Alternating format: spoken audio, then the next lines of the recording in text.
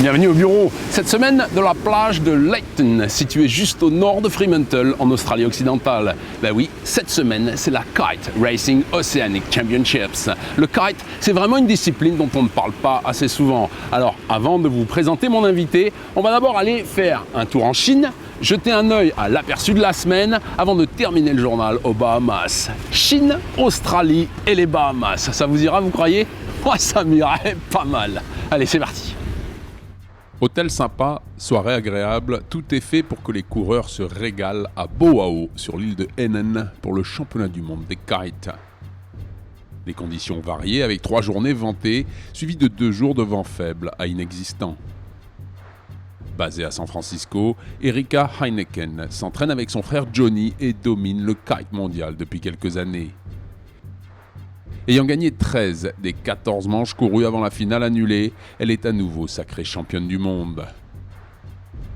Par contre, c'est un peu plus compliqué pour son frère Johnny, dominateur lors des 3 premiers jours, mais qui passe une bien mauvaise avant-dernière journée.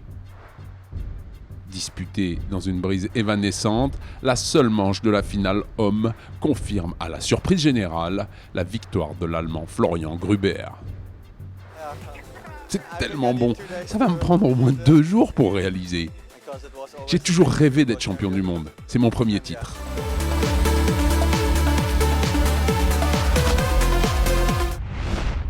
Alors, je suis ici sur la plage avec Ariane Humbert. Alors Ariane, comment ça se passe une épreuve de kite racing? Alors chez nous, on n'est pas suffisamment nombreuses encore pour remplir 2 poules. Donc nous avons une poule de filles. Nous courons chaque manche pendant les 4 jours et on accumule nos manches. Donc il y a des courses, il y a des épreuves continentales et des épreuves... C'est quoi un petit peu comment ça fonctionne? Parce qu'on connaît très mal Absolument. le kite racing. Donc en fait, les championnats de chaque continent sont utilisés pour faire le circuit mondial. Donc en Europe, nous avons eu le championnat d'Europe. Il y a le championnat américain, le championnat africain. Et toutes comptent pour des Coupes du Monde. Et Ariane, elle est combien au classement mondial? C'est pour ça que je suis là, parce qu'il me manquait des points. J'étais 5e jusqu'à la semaine dernière. Suite à la course de Melbourne, là je suis passée 9e, mais avec cette épreuve, je vais remonter au classement final 2013. Ton objectif à toi sur cette épreuve ici, c'est de gagner. C'est de gagner, c'est possible de gagner pour Ariane? Aujourd'hui j'ai gagné 2 manches, je suis avec Aga, c'est très serré. Elle gagne 2 manches, je gagne 2 manches. Après, il faut continuer les épreuves jusqu'à la fin, tout peut arriver. Tu te sens plutôt à l'aise dans le petit temps, dans le médium? Alors moi, mon vent, c'est plutôt le vent fort. Ici, je viens de hier à l'Almanar, donc ça devrait aller. Hier? Tu viens de hier? Oui. Ah, on est voisins. Mais oui. Ah, mais voilà. Sur lequel nous avons la SOF sans kite encore, mais ça va peut-être venir, j'espère. Ça viendra. Ah oui, donc d'accord, donc évidemment le Mistral et donc ici voilà, la Sea Breeze. Donc j'ai l'habitude, donc la Sea Breeze là, ça va. J'espère que ça va continuer comme ça. Espérons la météo, que ça il revoit un petit peu à la baisse, donc faut que je prenne de l'avance. Prendre de l'avance alors. Merci Ariane, bonne chance. Merci à toi Seb. Une actualité rapide et concentrée pour la rubrique L'aperçu de la semaine. C'est parti. Avec les meilleures conditions de régate réunies cette année, la flotte des 18 pieds australiens offre un magnifique spectacle en baie de Sydney, balayé par un vent de nord-est d'une 20aine de nœuds. Les bords de Spey sont à la limite de l'oxygène avec ces machines volantes qui déboulent vers la bouée sous le vent près de l'île Clark. Un léger incident sous Spey pour Gotthard 7 permet à Smeg de prendre la tête pour la première fois. Toutefois, un petit bain inattendu du leader sur le dernier bord de près permet à Gotthard 7 de reprendre les commandes. La fusée rouge met alors pied au plancher sous Spey et s'octroie une victoire spectaculaire. En partant de Point Piper à 10h samedi, dans un vent d'ouest faiblissant, la Port Hacking Bird Island Race est une course de grands bateaux.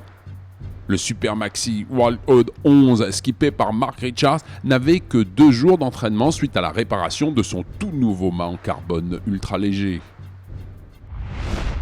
Puisant son inspiration dans le Masters de tennis, la première finale de la Star Sailor League se déroule aux Bahamas. 18 concurrents se disputent le titre sur 4 jours de régate pour une prime de $200 000.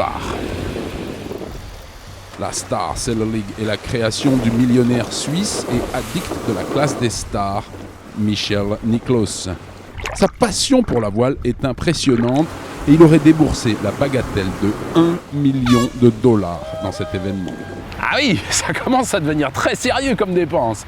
Maintenant, le format de l'épreuve est assez intéressant. Les 18 bateaux commencent par 9 courses réparties sur 3 jours, à l'issue desquelles les 8 dernières équipes peuvent rentrer à la maison.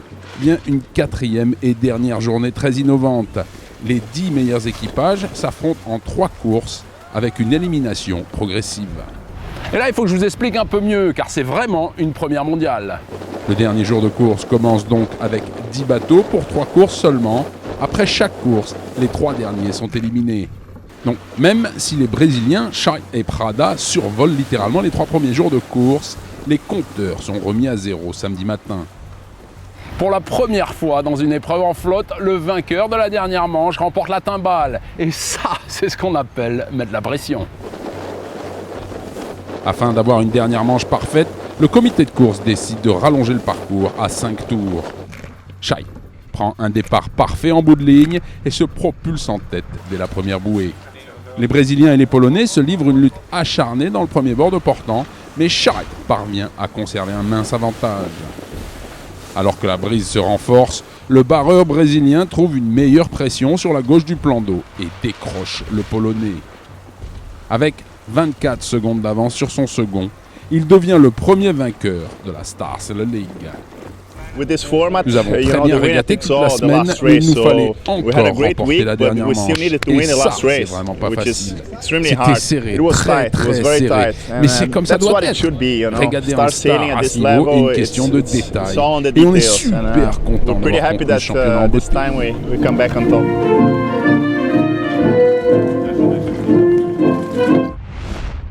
Rendez-vous la semaine prochaine, même heure, même endroit. D'ici là, au revoir et bon vent.